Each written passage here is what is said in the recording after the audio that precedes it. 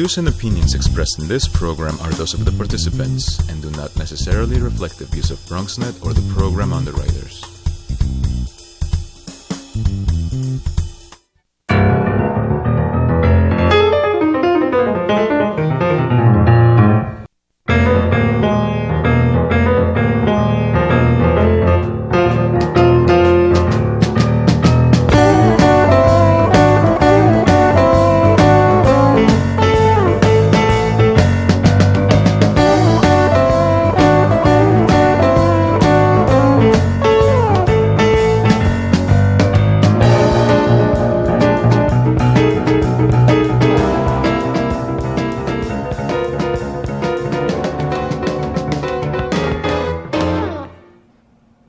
Good evening and welcome to Bronxtalk. What to do at the Harlem River waterfront? It might be one of the most hotly debated topics in the Bronx.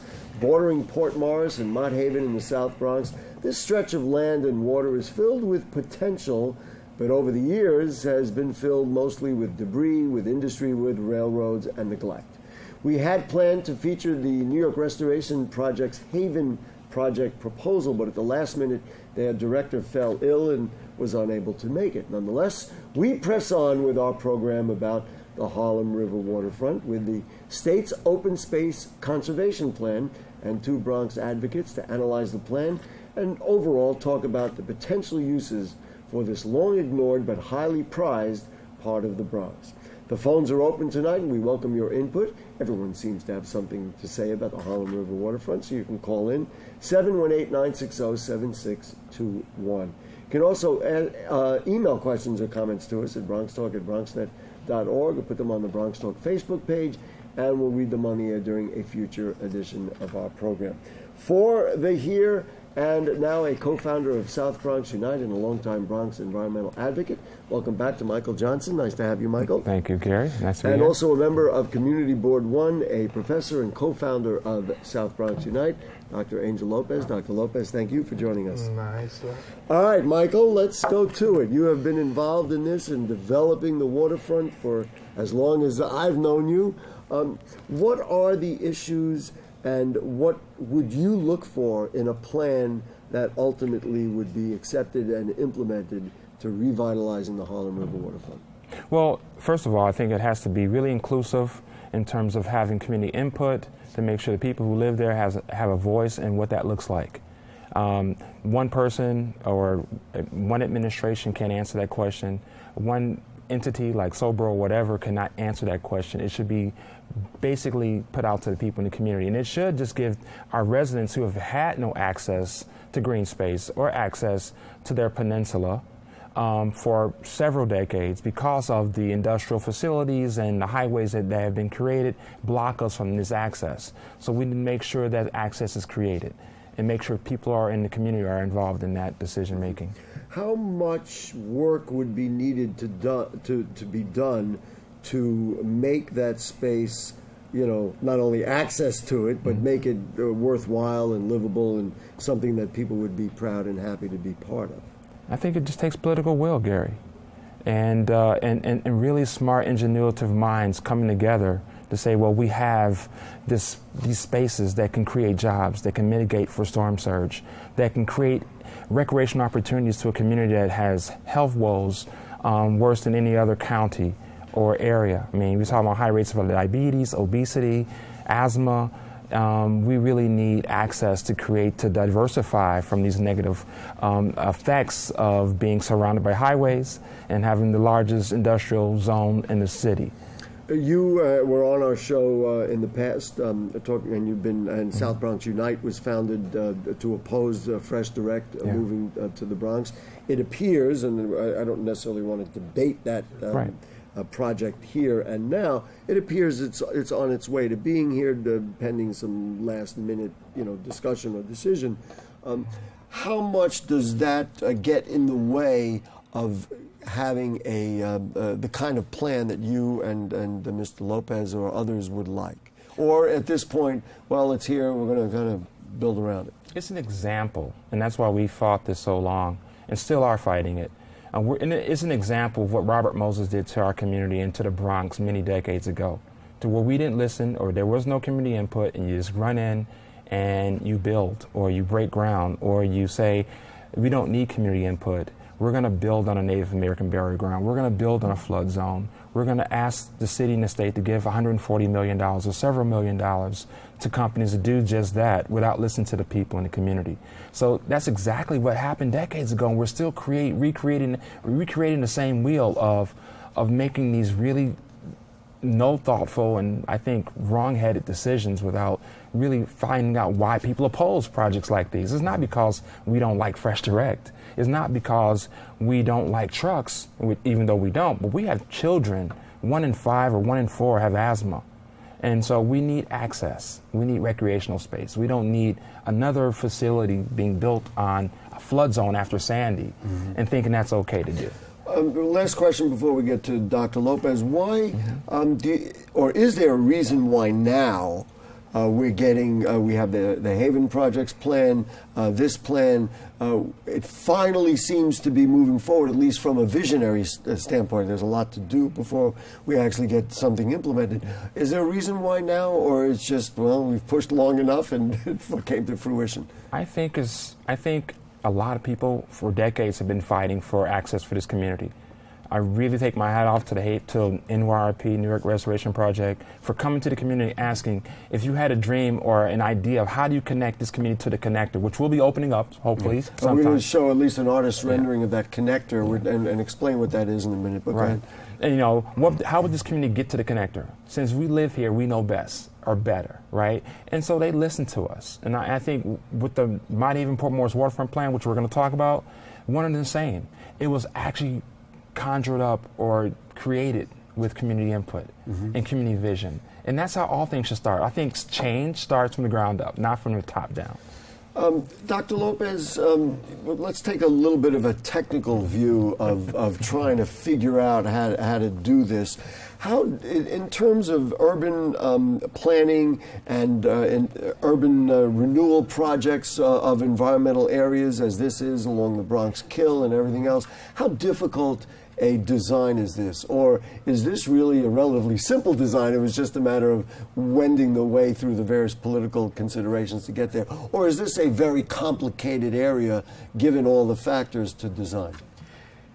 Overall, it's a complex idea, but basically you have to tackle it analytically by dividing the different access points while keeping like a general view of the area. There are parts like, for example, the Gantries is a very specific site because you have historical considerations there. You're looking. And we're going to show pictures of those as well. Yes, and so you have, for example, the area where Fresh Direct says that they're going to build. We're still fighting them. That's a very different area that right now is politically charged, but there are other areas like, for example, the Lincoln Avenue access point. We worked on that area just 2 weeks ago. A bunch of neighbors, we went there and we did what the government for decades has been unwilling to do, which is to beautify the place and actually make it a place that people in the area want to visit. It didn't take much. It took like 5 gallons of paint and so that wasn't difficult. And several garbage bags. And several garbage bags, and so it depends. Like the idea is quite complex when you look at it like from a bird's eye view perspective, but you just basically attack it at the different points. And we have people like a neighbor across from my house, Juan Carlos Tallano, an architect, he has been looking at the way that people use or not use the impediments that there are for people to get to some of these points. And this plan that we have here that we're going to see in a few minutes starts from actually gathering all those decades of observation of people that have been there using it and not using it, and we built on that. Right. You know, just listing the things, and folks who have been watching the show may remember a little while back, Michael Johnson took me on a tour and we showed pictures of the area. For me, it was really an eye-opener. But the railroad tracks, there's certainly various dumps. There are very industrial facilities. Who's it? FedEx has a facility there, which Waste is obviously management. Waste management is there. Obviously, Fresh Direct. It looks like it's coming, and yet there's an apartment complex there. So you're dealing with all the cars and all the movement and people involved with there. There is a playground, even though my last look at it was that it was not being kept very well, but you have a playground there. Then you have the whole waterfront, and as Michael talked about, it's a potential flood zone, and so you have all those considerations. Very, very. I thought it would, just looking at any plan would have to be very complicated, because not only do you have to get approval from the community or input from the community, you just have to deal with all of these factors. All the different pieces of the puzzle. Like when I worked with some students, architectural students, on some of these sites, like we work with input from the community. One of the things that we really underlined was that all of these access points are not potential flood zones, but they are flood zones. And so Technical flood zones. Yes, and so you don't think about flood zones as a byproduct of the design process. You start the design process by considering and taking it as a flood zone. It's almost like that's the elephant in the room, and Yes. everything you talk about, it has to be considered and dealt with. And so when you start thinking about building huge and tall towers of housing there, for example, like that makes the process even more dangerous, because that area got flooded. Many of those areas got flooded. Right. As you said, there are heavy toxic industrial usages there that in the next flood, that's all going to come towards the already We'll all share residential all those areas. toxic gifts, if you will. Yes. Michael, before I really want to start showing stuff, what's the top thing that the community said? And you said you got community input. What's the one major thing that kept coming up that you said, this is what we have to do if we do this? Is there one item? I don't know about one item. I think the overarching theme is the fact that let's get to the water. Yes. Right? Because Let's get just access to the waterfront. Let's get access to the waterfront. Maybe not access to the water itself, but access to the waterfront where we can at least view, see the water. Because as human beings, we feel better when we're close to it, right? But what's connected is the fact that not only is it recreational, but it's also, again, like Dr. Lopez mentioned, is that it's a mitigator. It's a mitigator. We're in flood zone. Sandy is going to happen again. It's inevitable. But it's really not smart not to have a plan, and there is no mitigation plan that's been constructed by the government or the city. Along with that access, there has to be this consideration of the flood zone so that you do it smartly. We want permeable surfaces, right? It's going to absorb storm surge, and that's important since we all live on, well, the Bronx is not an island, but everyone else is living on an island. We're subject to all the other islands. Right. All right, let's do this. Let's start showing pictures, and Helen and the folks in the booth, let's just go slow. This was really where the dialogue starts. So, Michael, you start and tell me, this is the... this is a rendering of the connector. Of the connector that's soon to be opened. I thought it was open. It's not open yet. It has not been completed and is not open as of yet. And it we would hope connects it would. It would connect the South Bronx community of Mott Haven and Port Morris to Randalls Island. Now think of how crazy, you can leave that picture up there for a moment. Think of how crazy it is, folks, that if you live in the Bronx, which is really 100 yards, maybe not even from Randalls Island, which has all those beautiful recreational facilities, you got to get in the car and get in the highway and drive around and figure out how to get there. Or catch a bus to Manhattan, right? Right, catch a bus to Manhattan and to get there.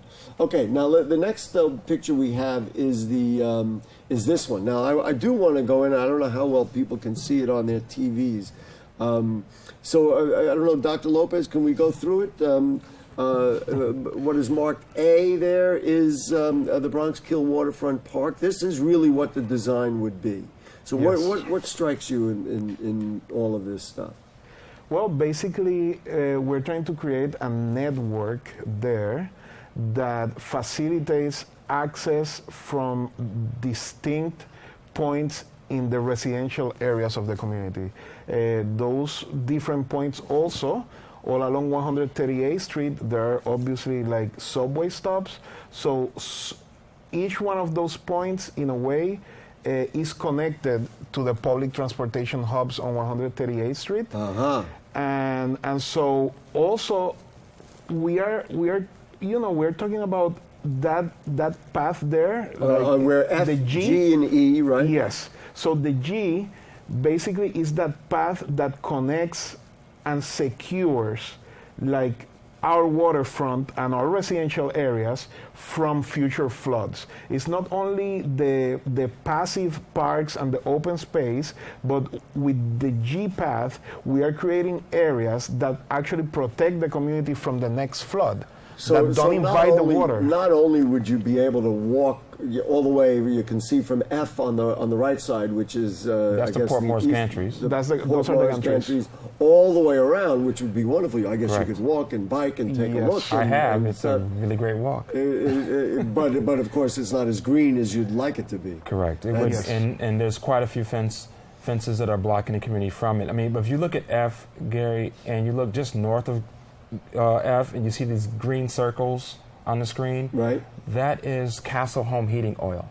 It stores more than 100 million gallons of home heating oil right on the waterfront with no mitigation plan for storm surge. Wow. So if there's a storm, that looks about as vulnerable as the anything. flood zone map takes it all the way inland to where you see the highway, which encircles our community. So just west, you see a loop. We don't have a pointer, but it takes you in about 5 or 6 blocks, is what the FEMA flood map shows the flood zone to be. Right. But just south of that F is a Con Ed substation. That's not protected That's either. also not protected. What's very interesting to me is, just looking at this without having the conversation with you, you wouldn't think of all the flood zone considerations, but as articulated by Dr. Lopez, that is paramount in this design. So just real quickly, so that we could go through C and D are Lincoln Avenue Waterfront Park.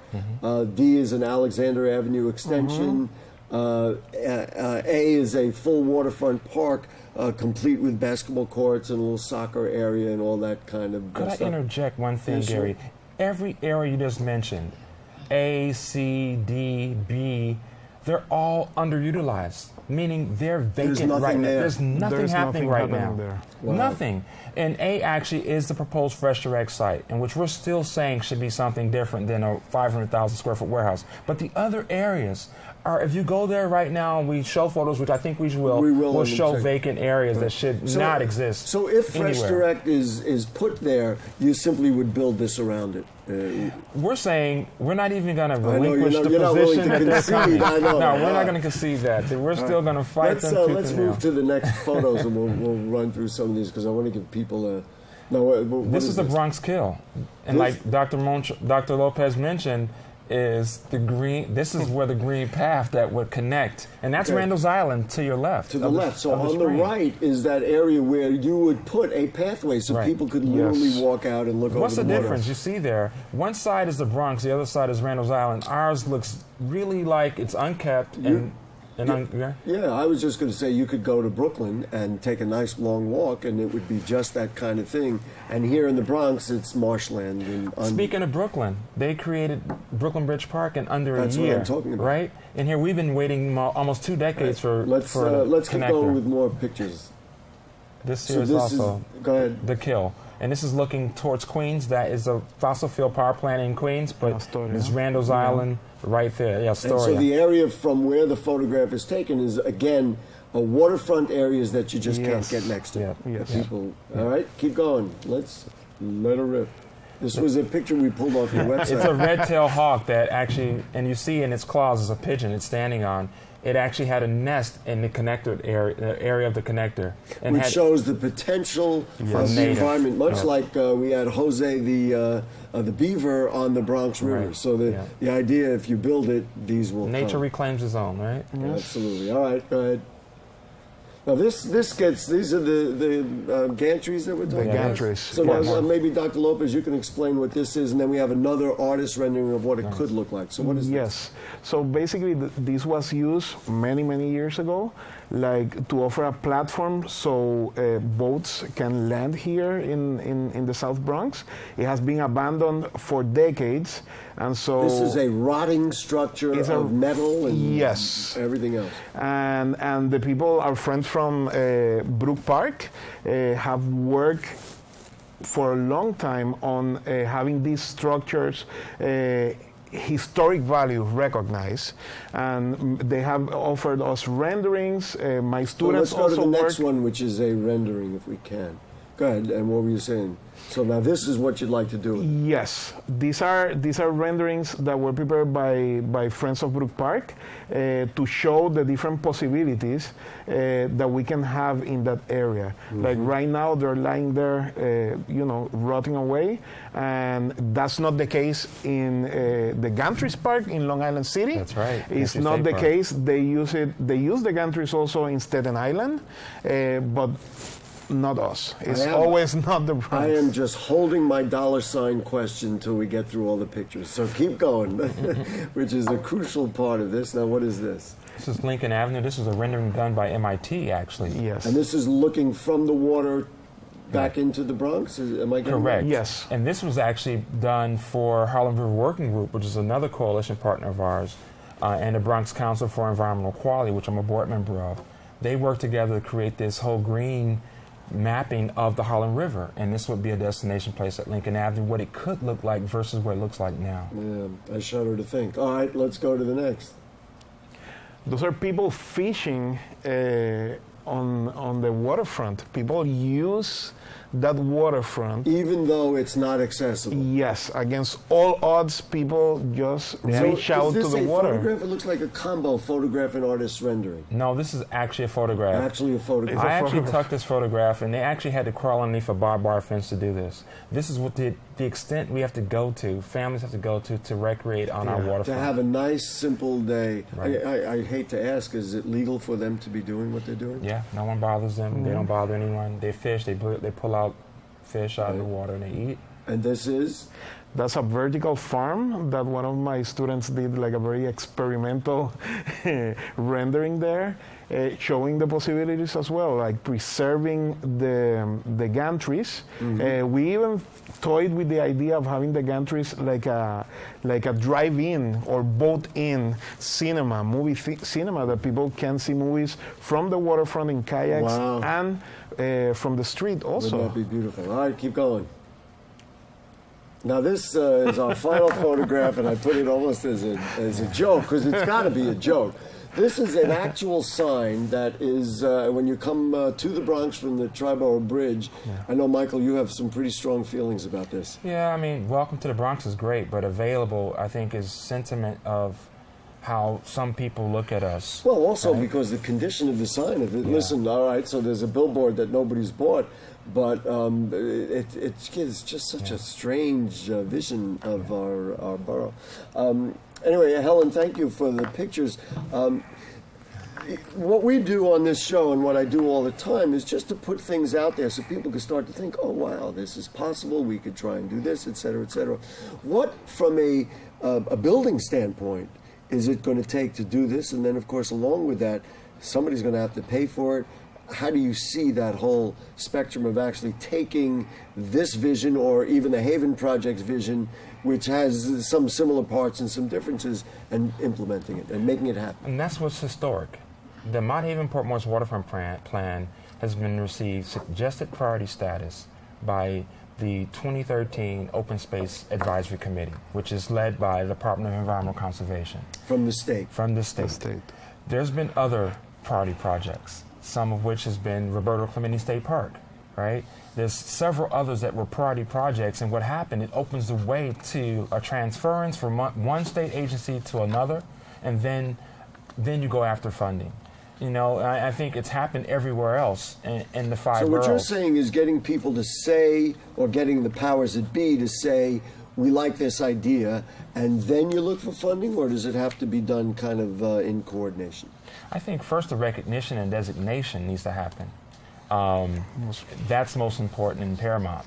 Again, there's never been a priority project in Mount Haven Port Morris to create an open space by water.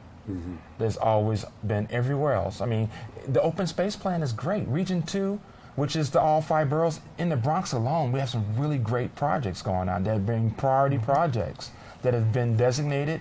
A lot of advocates have worked for decades, and we're just saying we are happy those things are happening. We just really want also things to happen in the South Bronx. Dr. Lopez, just back to, I guess, the original question. So now we say, okay, it's approved and all that. What needs to be done to really do this right? And in other words, what has to be put in place so that you and other advocates and the people of the Bronx will say, wow, what a great thing. We have to have like a very transparent, democratic process, so people in the community feel ownership, yes, and that they feel a stake on these projects. They don't feel, we have to avoid the situation in which people feel that all of this development it's being done to them is or happening, for them, but not by yes, them. and it's happening for a new wave of potential gentrificators or developers. It's happening for them. They Fellas, we gotta go. Okay. Dr. Angel Lopez, thank you. Michael Johnson, thank you for folks. having us. There is contact info. We can go to the South Bronx Unite website, and then you can interact and learn more about it. That's right. We really appreciate you being here. It's a pleasure. And, It's a pleasure. I love talking about visions for the Bronx. That's what we're trying to do. Yes. We can't do it until we visualize it, and right. that's what we did tonight. And so if you do have further questions or comments on anything you heard on the show tonight or anything going on in the Bronx, send us an email at bronxtalk@bronxnet.org or put it on our Facebook page, and we read those on the air during a future edition of our program. We ask you to like Bronx Talk on Facebook so you can stay in touch with what we're doing, and our archives are at bronxnet.org. We're on the lower right navigation bar. Now, next week, a totally different sort of show. We will bring you the story of a fascinating Bronx small business that few know about, called New York News Monitors. They do some amazing work connecting not only the Bronx but clients all over the world with news footage and TV clips. We're going to show some of those clips and some of the world's most well-known stories, and you'll get to meet the two brothers who founded this unique family business. I assure you, you won't see this anywhere else but here in the BX. That's next week on Bronx Talk. Thanks to fill-in producer Helen and our director Bianca and the cast of thousands around here. We'll see you next week.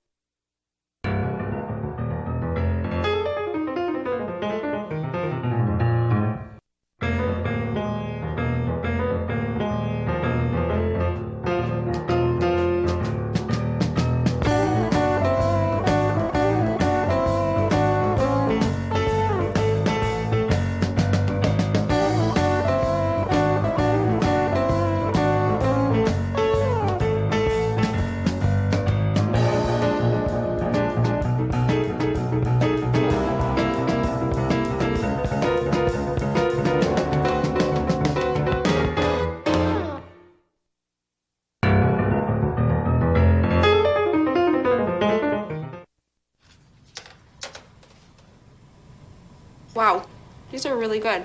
You act surprised.